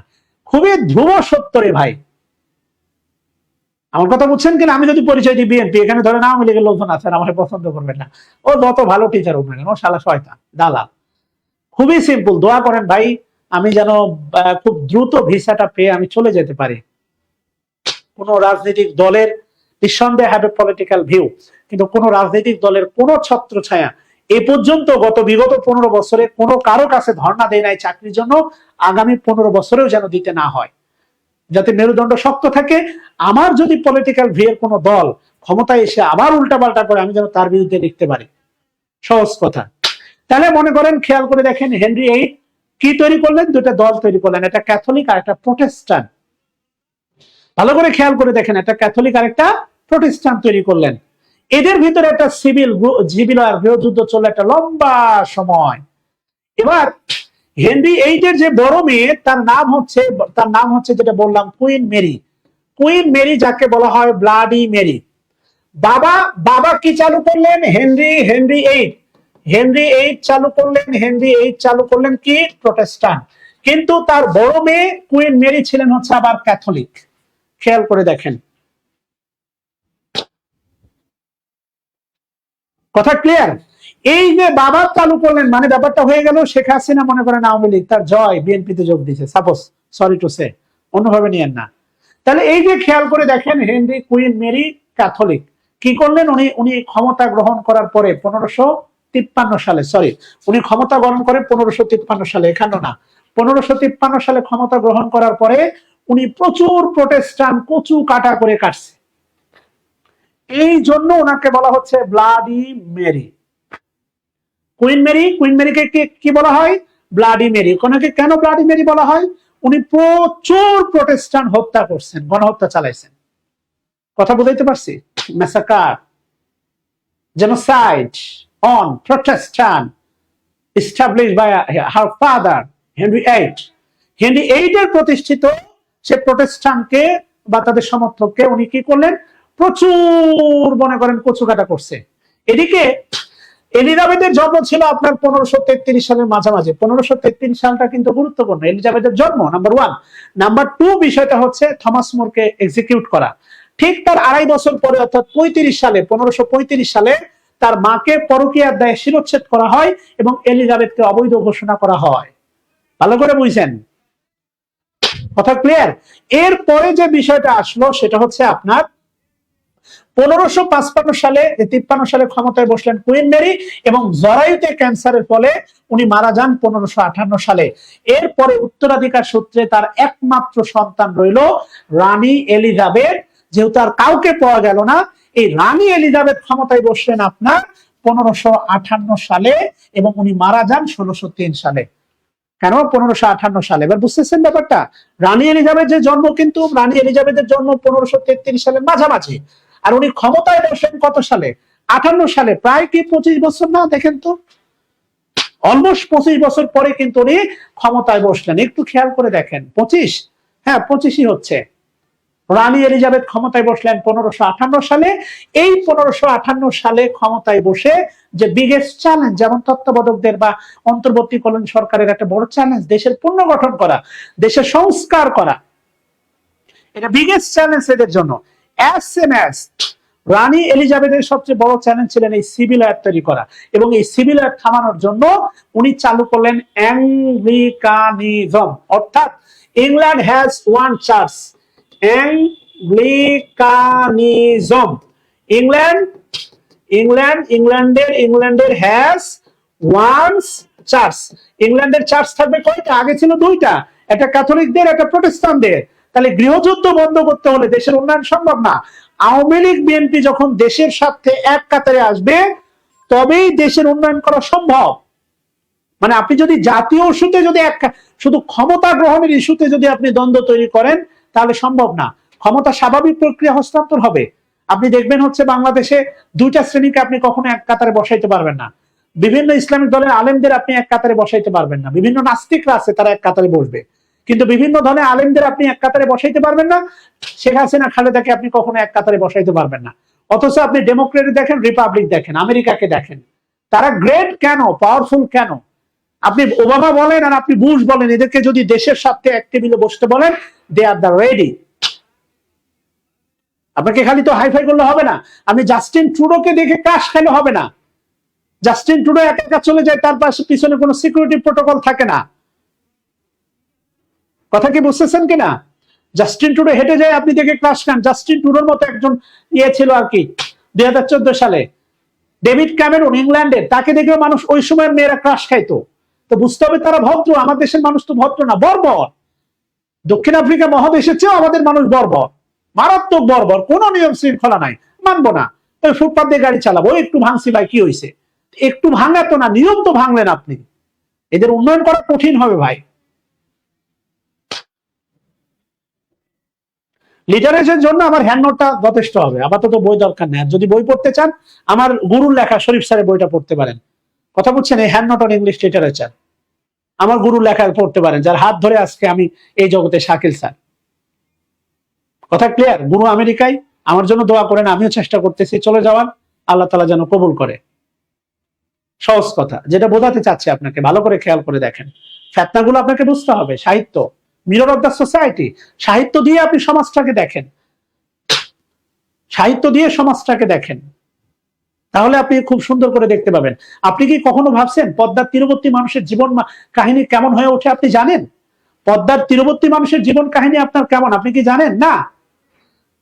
এই পদ্মার তীরবর্তী মানুষের জীবন কাহিনী আপনি জানলেন কেমনে? মানিক বন্দ্যোপাধ্যায়। এবং মানিক বন্দ্যোপাধ্যায় সেই বিখ্যাত উক্তি, ঈশ্বর থাকেন ভদ্রপল্লীতে। ঈশ্বর থাকেন কোথায়? ভদ্রপল্লীতে। যদি আজকে ঢাকায় মানিক বন্দ্যোপাধ্যায় থাকতেন, তাহলে বলতেন ঈশ্বর থাকে গুলশান, বনানী, ধানমন্ডিতে। ঈশ্বরকে মিরপুরের বস্তি, মতিঝিলের বস্তি বা মিরপুরের এই সাধারণ মানুষের মধ্যে পাওয়া যায় না। এরা খুব কষ্ট করে বাঁচে। পুরান ঢাকাতে তো ঈশ্বর নাই, হাঁটার জায়গা নেই, ঈশ্বর যাবে কোন দিক দিয়ে? সরি টু যে সাহিত্যের ভাষায় কথা বলতেছি। এটা কি শুধু একটা বাণী যে ঈশ্বর থাকেন এই ভদ্রপল্লীতে? You can imagine. আপনি যদি মেন্টালি স্ট্রং হতে চান তাহলে সাহিত্য পড়েন। আপনি শরৎচন্দ্রের সাহিত্য পড়েন, আপনি হৈমন্তী পড়েন, আপনি হচ্ছে বিলাসী পড়েন। শরৎচন্দ্র আমার প্রিয় সাহিত্যিক। সমাজ সংস্কার, আমিও সংস্কার চাই, কিন্তু এই যে হলুদ পাঞ্জাবি, মনে করেন হুমায়ুন আহমেদের হিমু, এগুলো আমার সাহিত্য মনে হয় না। যেগুলো আপনাকে টেনে নিয়ে সিপা সাপাই যাবে, এগুলো সাহিত্য না। অনেস্টলি, যেটা সমাজে বিপ্লব ঘটাই দিবে, যেটা সমাজের শিকড়টাকে নাড়াই দিবে, যেটা সমাজের অন্ধত্ব, যেটা সমাজের গোলামি, যেটা সমাজের ভুল, এটাকে একদম পাল্টে দিবে, এটার নাম হচ্ছে সাহিত্য। কথা কি বুঝতেছেন কিনা?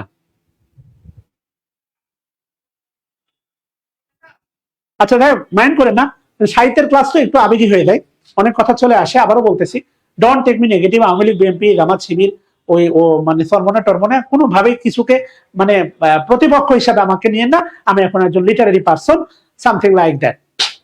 পদ্মা নদীর মাঝে হাজার বছর ধরে উপন্যাস আপনি খেয়াল করে দেখেন। আমি সুতোই বেঁধেছি শাপলার ফুল, নাকি তোমার মন, তুমি কেন এত ভয় ভয় করো, আসো না আমার কাছে, তুমি তো জানো না। ভুলে গেছি পরের লাইন। হাজার বছর ধরে আপনি পড়ছেন কিনা আমি জানি না। বঙ্কিমের কমলাকান্তের দপ্তরের কমলাকান্তের জবানবন্দি আপনি পড়ছেন কিনা জানি না, যেখানে ব্রিটিশদের বিচার ব্যবস্থার যে ব্যঙ্গাত্মক ভাব উঠে আসছে, যেটা বাংলাদেশে বর্তমান প্রেক্ষাপটেও আছে। টাকা আছে, আইনটা বড়লোকের জন্য না, আইনটা বড়লোকের রক্ষা কবচ, আর আইনটা করা হয় গরিবের জন্য। আইনটা বড়লোকের জন্য না। আপনি লিখে রাখেন, যারা গ্রেপ্তার হয়েছে আওয়ামী লীগের, এরা আজ বাদে কাল সবাই কোনো না কোনো মার্গতে বের হয়ে বিদেশ চলে যাবে। যাইতে গিয়ে ধরা খাইছে, মামলা হয়েছে, এখান থেকে 2 মাস 6 মাস থাকবে, জামিন হবে, এরপরে লিগালি তারা পার হয়ে যাবে। গ্যারান্টি দিয়ে বলতেছি, এরা হাজার হাজার কোটি টাকা গায়েব করছে। অতীতের অভিজ্ঞতা থেকে বলতেছি, কিচ্ছু হবে না। তারেক জিয়ার কিছু হয়েছে? আপনি তারেক জিয়ার কিছু করতে পারছেন? এদেরও কিচ্ছু হবে না, বাস্তবতা। কথা বলতে পারছি? এবার যে বিষয়টা দেখেন, এলিজাবেথান পিরিয়ড। এলিজাবেথ তাহলে ক্ষমতায় বসলো কত সালে ভাই? 1558 সালে। খেয়াল করেন, এই 1558 সালে ক্ষমতায় বসে আলটিমেটলি হচ্ছে মারা গেলেন কত সালে? 1603 সালে। এবং ইংল্যান্ডকে পুরো অ্যাংলিকানিজম মানে কি আমি আপনাকে বোঝাচ্ছি যে আমাদের মক্কা কয়টা? একটা, নামাজ পড়ে একটাই। আমাদের মক্কা কিন্তু একটাই, ভালো করে খেয়াল করে দেখেন। সেটা কোথায়? আমাদের মক্কাটা হচ্ছে আপনার ইয়েতে, সৌদি আরবে, রাইট? আমরা হজ করতে যাই কোথায়? সৌদিতে।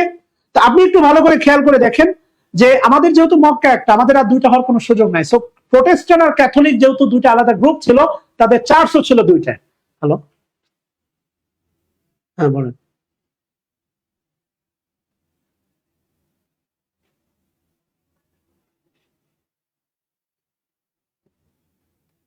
আচ্ছা, আমি কথা বলছি, আমি খবর নিচ্ছি, পরে আপনাকে ফোন দিচ্ছি। ধৈর্য রাখেন। ধৈর্য রাখেন, ধৈর্য রাখেন। আমি আপনাকে বলতেছি, যেহেতু ইংল্যান্ডের দুটা চার্চ, তাহলে এই সিভিল ওয়ারটা থামানোর জন্য কি করলো? উনি হচ্ছেন চালু করলেন অ্যাংলিকানিজম। ইংল্যান্ড হ্যাজ ওয়ান চার্চ, দুটা চার্চ থাকবে না, একটাই চার্চ থাকবে। কথা বুঝাইতে পারছি? তো এখন বিষয়টা হচ্ছে, এরপরে সিভিল ওয়ার থামাইলেন পুরো ইংল্যান্ডটাকে কি করলেন? একদম মানে ধরেন এই মানে সিভিল ওয়ার চলা এই ধ্বংসাত্মক পুরো ব্রিটিশ এম্পায়ারকে, মানে আপনি যদি ইংল্যান্ডের ব্রিটিশ ইতিহাস, বাইজেন্টাইনদের ইতিহাস আর ব্রিটিশদের ইতিহাস কিন্তু আলাদা। যদিও তাদের সবই খ্রিস্টান এবং হচ্ছে তাদের পতাকা সেম। বাইজেন্টাইন ছিল হচ্ছে আপনার এই যে কি বলে হচ্ছে তুরস্কের এই যে জায়গাটার নাম কি, কনস্টান্টিনোপল, যেটা বর্তমানে ইস্তাম্বুল। হ্যাঁ, এটা বাইজেন্টাইন সাম্রাজ্য।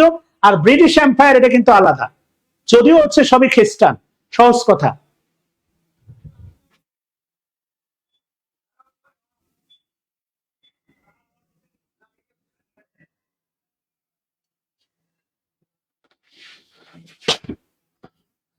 মোহাম্মদ আলামিন এগুলো বাদ দেন ভাই প্লিজ, সহজ কথা।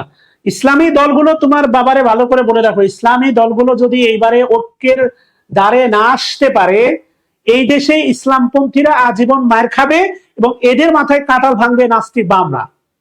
নাস্তিকরা এক কাতারে বসতে পারে কিন্তু ইসলামপন্থীরা বসতে পারে না। এটার চেয়ে অজ্ঞতা, মূর্খতা, বোকামি আর কিছু হতে পারে? আর বাইতুল মুকাররমে যা ঘটে গেছে, যাই হোক ওইদিকে যেতে চাচ্ছি না। তোমার বাবা কিসের মুরিদ, I don't, I have nothing to say. বাবার যদি মুরিদ হও, সরমনের মুরিদ না, তোমার নিজের বাপকে পীর মানো, তোমার নিজের মারে পীর মানো, আর মুরিদ লাগবে না কারো। সহজ কথা, আমি মুরিদে বিশ্বাসী না। কবরের একটা মানুষ, কবরে একটা মানুষ কতটা হেল্পলেস জানো? সাঁতার না জানা একটা মানুষ সাগরে যে রকম হেল্পলেস, তার চেয়ে হেল্পলেস একটা মানুষ কবরে, হাসরের মাঠে। সেখানে তোমার পীর তোমারে বাঁচাবে। I don't believe so. আমার মাই হচ্ছে আমার বড় পীর। এবং আমার মাকে আমি বলছি, মা তোমার আগে যদি আমার মৃত্যু হয়, তাহলে আকাশের দিকে তাকাই আসমা, যখন আমার আমার কবরটা আমাকে কবরে নামানো হবে, আকাশের দিকে তাকাই আমারে বইলো, আমার আমার সন্তানের উপর আমি সন্তুষ্ট, আমার সন্তান তার সাধ্য মতো চেষ্টা করছে আমাকে সেবা করার, হয়তোবা নাজাত পেলেও পেতে পারি। সো মায়ের চেয়ে বড় পীর নাই। এগুলো বাদ দেন আলামিন সাহেব। যেটা আমি আপনাকে বলতেছি, উনি মারা গেলেন 1603 সালে, ইংল্যান্ডকে ব্যাপক পরিবর্তন করলেন আর কি। হ্যাঁ, এই 1603 সালে মারা যাওয়ার পরে বাস্তবতা হচ্ছে উনার আর কোনো উত্তরসূরি নাই। তাহলে ইংল্যান্ডে ক্ষমতায় কে বসবে? ভালো করে বোঝেন।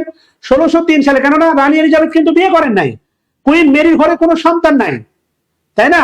বঙ্গবন্ধু শেখ হাসিনা, বঙ্গবন্ধু মৃত্যুর পরে শেখ হাসিনা মরলে কে ধরবে? তার বঙ্গবন্ধু নাতি ধরবে। তার কিন্তু মেয়ের ঘরে, তার ছেলের ঘরের না। বঙ্গবন্ধুর ছেলের ঘরে কেউ নাই, খেয়াল করে দেখেন। তার মেয়ের ঘরে জয় অথবা পুতুলের ঘরের কেউ, অর্থাৎ মেয়ের ঘরের কেউ ক্ষমতা গ্রহণ করবে। Yes or no? কথা বুঝাইতে পারছি? তো আমি আপনাকে যেটা বোঝাতে চাচ্ছি সেটা হচ্ছে, ভালো করে খেয়াল করে দেখেন। তুমি তোমার বাপরে নিয়ে ক্লাস করতেছো, আমি তো এটা জানি না ভাই। 1603 সালে রানী এলিজাবেথ মারা যাওয়ার পরে তাদের, রানী এলিজাবেথও কিন্তু কুমারী ছিলেন, যাকে বলা হতো, রানী এলিজাবেথকে বলা হতো ভার্জিন, ভার্জিন কুইন বলা হতো, ভার্জিন কুইন। খেয়াল করেন, উনি যেহেতু আর কোনো বিয়ে শাদী করেন নাই, তাহলে তার ঘরে কোনো সন্তান নাই 1603 সালে। তাহলে বর্তমানে গত 15 বছর সরকার চালাইছে কে?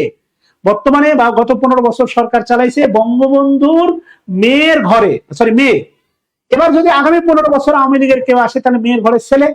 ঠিক, যেহেতু কুইন মেরি, রানী এলিজাবেথ মারা গেলেন, রানী এলিজাবেথের মৃত্যুর পরে তার বংশের আর কেউ নাই। টিউডর বংশ, যেই বংশটা শুরু হয়েছিল 1486 সালে, এই বংশের শেষ হয়ে গেল 1603 সালে। এবং এই 1603 সালে ক্ষমতায় বসলেন স্কটল্যান্ডের রাজা জেমস ফার্স্ট, জেমস প্রথম। তাহলে উনি কিভাবে বসলেন? উনি বসলেন এইভাবে, রানী এলিজাবেথের এক ফুপুর ঘরে ছেড়ে, হ্যাঁ ফুপুর ঘরে মেয়ে ছিল, মেয়ের ঘরে এক ছেলে ছিল, মানে ভাইগনা। কথা বুঝছেন কিনা? সেই ভাইগনে স্কটল্যান্ডের রাজা জেমস ফার্স্ট খুঁজে পাওয়া গেল, তাকে নিয়ে এসে স্কটল্যান্ড ইংল্যান্ড একত্রিত করে ফেললেন। এবং উনি স্কটল্যান্ড এবং ইংল্যান্ডের হচ্ছে মানে শাসন ক্ষমতা গ্রহণ করলেন কিং জেমস ফার্স্ট। এটা রানী এলিজাবেথের ভাইগনে, ফুপুর ঘরের মেয়ে, মেয়ের ঘরের ছেলে, কিং জেমস ফার্স্ট। এবং আপনি একটা সিনেমা আছে, আপনি দেখবেন, সেটা হচ্ছে, তার নাম হচ্ছে ব্রেভ হার্ট। ব্রেভ হার্ট, খেয়াল করে দেখেন, ব্রেভ হার্ট। এই সিনেমার নাম শুনলে আপনার কাছে মনে হতে পারে এটা হচ্ছে আপনার কি বলে হচ্ছে প্রেমের সিনেমা। না, এটা প্রেম ভিত্তিক কোন সিনেমা নয়। এটা কি ভিত্তিক? এটা হচ্ছে স্কটল্যান্ডের স্বাধীনতার ইতিহাস নিয়ে। অর্থাৎ এই যে দেখেন 1603 থেকে, আপনি ভালো করে ইতিহাসগুলো ভালো করে খেয়াল করে দেখেন, আপনি মাঝে মাঝে শুনে থাকবেন স্কটল্যান্ড 400 বছর ধরে পরাধীন, অর্থাৎ ইংল্যান্ডের সাথে আছে। কিভাবে? এই যে 1603 সালে স্কটল্যান্ড আর স্কটল্যান্ড আলাদা হয়ে গেল, মানে একত্রিত হইলো, পার্লামেন্ট আলাদা ছিল। এই দুইজনের শাসনভার ক্ষমতা গ্রহণ করলেন জেমস ফার্স্ট। এর মধ্য দিয়েই স্কটল্যান্ড ইংল্যান্ড একত্রিত হয়ে গেলেন। ইউকে বলেন অথবা গ্রেট ব্রিটেন, জিবি বলেন, এগুলোর ইতিহাস আছে। কথা বুঝতেছেন কিনা? অর্থাৎ এই যে স্কটল্যান্ড ইংল্যান্ডের সাথে যখন ওয়েলস আসলো, যোগ দিল, 2019 সালে যে বিশ্বকাপটা ছিল ক্রিকেট, সেখানে লেখা থাকলো ইংল্যান্ড অ্যান্ড ওয়েলস। এই ইংল্যান্ড, স্কটল্যান্ড আর ওয়েলস মিন হলো গ্রেট ব্রিটেন। আর ইংল্যান্ড স্কটল্যান্ডের সাথে ওয়েলসের সাথে যখন আয়ারল্যান্ড যোগ দিল, তখন হয়ে গেল ইউনাইটেড কিংডম। কথা কি আবার বুঝতেছেন?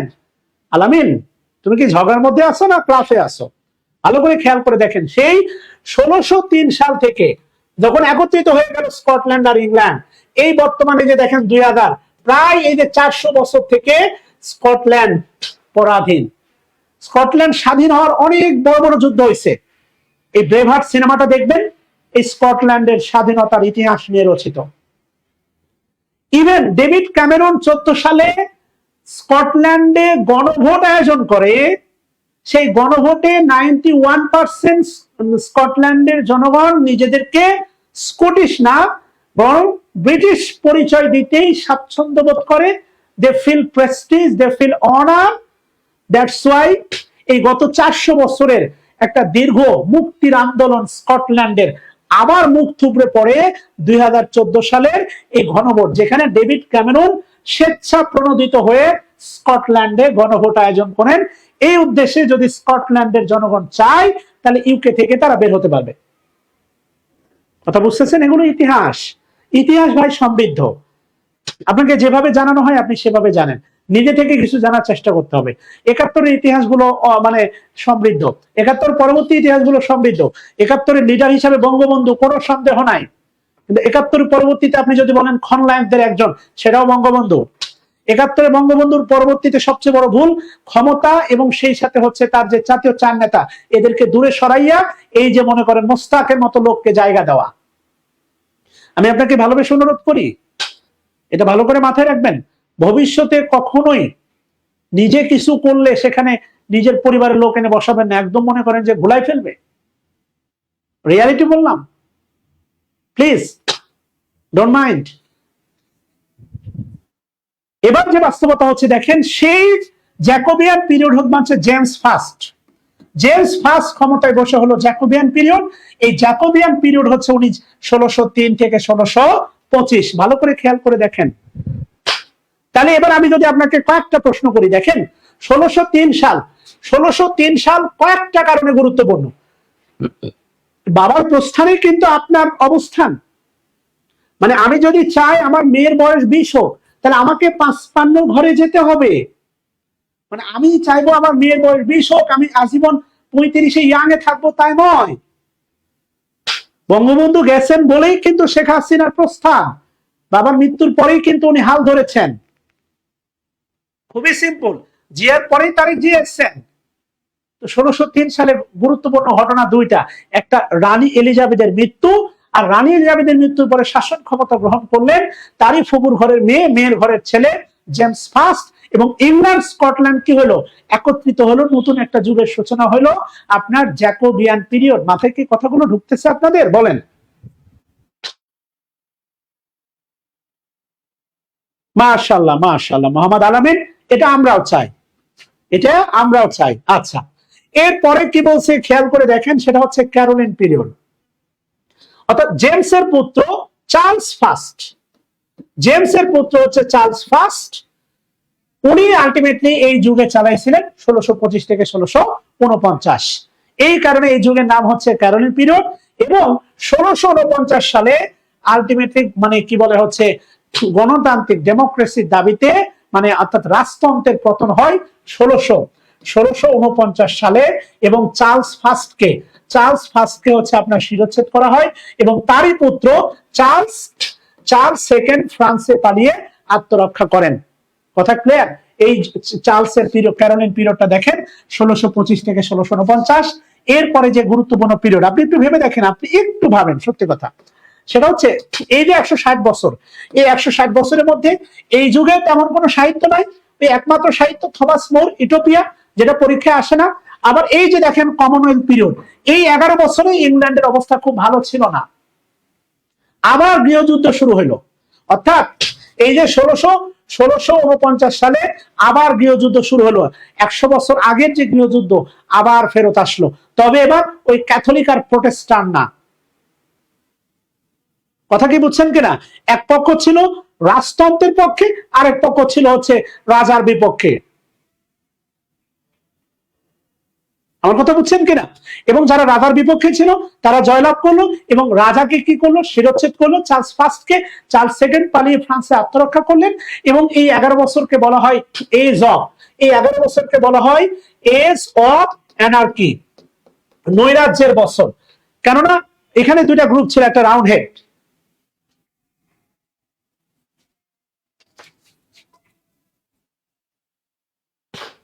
এবং রাউন্ড হেড নেতা হচ্ছে ক্ষমতায় আসলেন।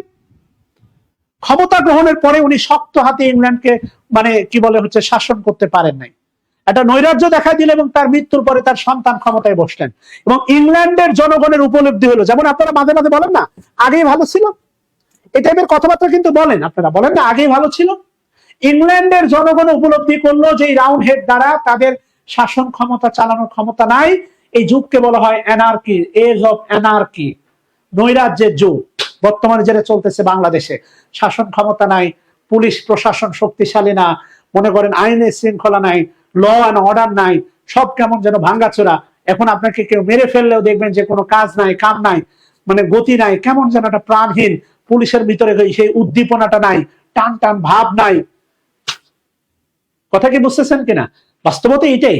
এই 11 বছরেও তেমন কোনো সাহিত্য রচনা হয় নাই। ইভেন এই 11 বছরে সাহিত্য রচনা নিষিদ্ধ ছিল। ওই যে শাসক গোষ্ঠী, নাটক নিষিদ্ধ ছিল। এলিজাবেথ পিরিয়ডটা মূলতই নাটক নিয়ে, উপন্যাস নিয়ে না। এলিজাবেথ পিরিয়ডে যা হয়েছে থিয়েটারটাই মেন, এবং ওই সময় রাজা রানীদের পৃষ্ঠপোষকতায় হচ্ছে সাহিত্য রচিত হইতো রাজা রানীদের মনোরঞ্জন করার জন্য। কথা কি বুঝতেছেন কিনা? এটা হচ্ছে বাস্তবতা। রাজা রানীদের মনোরঞ্জনের জন্য তাদেরকে হচ্ছে কি করা হইতো, তাদের সামনে নাটক করা হইতো। এই যুগটা নাটকের যুগ, এলিজাবেথান পিরিয়ড। তাহলে আমাদের 3 যুগে সাহিত্য পড়তে হবে, একটা এলিজাবেথান, একটা আপনার জ্যাকোবিয়ান, আর একটা ক্যারোলিন। বাস্তবতা হচ্ছে জ্যাকোবিয়ানে আপনাকে সাহিত্যিক পড়তে হবে 2 জন, ক্যারোলিনে আপনাকে সর্বোচ্চ সাহিত্যিক পড়তে হবে 1 জন। তার নাম হচ্ছে আপনার রবার্ট হেরিক। রবার্ট হেরিক, তার বিখ্যাত হচ্ছে টু ড্যাফোডিল, টু ড্যাফোডিল, আরেকটা আছে দা ড্যাফোডিল, আমরা দেখবো টু ড্যাফোডিল। আর এলিজাবেথান পিরিয়ডে আপনাকে সর্বোচ্চ পড়তে হবে 5 থেকে 7 জন সাহিত্যিক। শেষ। এই পিরিয়ড কয়টা পড়লে আপনি হচ্ছে 3 মার্কের জন্য রেডি হইতে পারবেন, 3 থেকে 4, 4 থেকে 5 যদি ভাগ্য ভালো হয়। শেক্সপিয়র থেকে যদি আপনাকে প্রশ্ন করে 4টা, তাহলে আপনি এই যুগ থেকে টোটাল, এই যুগ থেকে আপনি মিনিমাম 6টা প্রশ্ন পাবেন। এগুলো রিয়ালিটি রে ভাই। তাহলে আপনাকে এই মাত্র 3টা যুগ, এই মাত্র 3টা যুগ ভালো করে পড়তে হবে, বা এই 3 যুগের সাহিত্যিক প্রিপারেশন ফর রেনেসা, এটাও বলতে পারেন একটা অন্ধকার যুগের মতো। আর এই যে কমনওয়েলথ পিরিয়ডের 11 বছর, অর্থাৎ 1649 থেকে 1660, এটাও হচ্ছে আপনার অন্ধকার যুগের মতো। এখানে খুব একটা সাহিত্য পড়ার দরকার নাই। এবার বলেন, খুব কি অসহায় লাগতেছে আপনার নিজেকে? না, আপনি বেশি না 4-5টা ক্লাস করেন, দেখবেন আপনি লিটারেচারে সহায় হয়ে উঠবেন। খুব বেশি অসহায় লাগার দরকার নেই। যা দিলাম একটু মাথার ভিতরে রাখেন।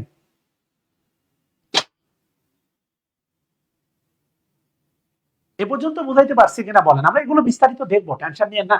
এগুলো সুন্দর করে হচ্ছে ভাই, মানে এগুলো সুন্দর করে সাজানো আছে ভাই। আপনি আপনি শুধু আমার পিডিএফটা পড়েন ভাই, গ্যারান্টি দিচ্ছি আপনি 8 থেকে 12 পাবেন। আপনি এই ব্যাপারে খুব বেশি জ্ঞানী হতে যায় না। এই যে দেখেন ভাই, Renaissance, Renaissance period, Renaissance means rebirth অথবা রিভাইভাল।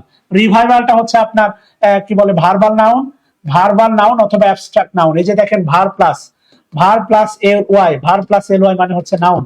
রিভাইভ, রিভাইভ থেকে হচ্ছে আপনার রিভাইভাল। খেয়াল করেন, রিভাইভ থেকে রিভাইভাল। কথা বুঝতেছেন কিনা?